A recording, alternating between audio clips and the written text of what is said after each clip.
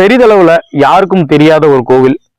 சொல்ல போனா இந்த கிராமத்து மக்களை தவிர்த்து இந்த மாவட்டத்தில் உள்ள மக்களுக்கே நிறைய பேருக்கு தெரியாது. நான் இப்ப எங்க இருக்கேன் அப்படின்னா சிவகங்கை மாவட்டம் கிலாதரி அப்படின்ற ஒரு கிராமத்துல தான் இருக்கேன். இந்த கிராமத்துல இப்ப நீங்க பாத்தீங்கன்னா தெரியும்.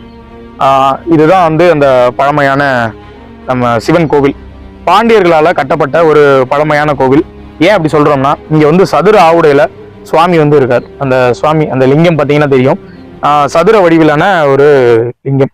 பொதுவா பாண்டியர்கள் தான் வந்து சதுர வடிவிலான லிங்கத்தை வந்து செய்வாங்க. ரொம்பவும் ஒரு பழமையான இடங்க. ஆனா நாம வந்து இதை பாதுகாக்க தவறிட்டோம் அப்படிதான் நம்ம சொல்லணும்.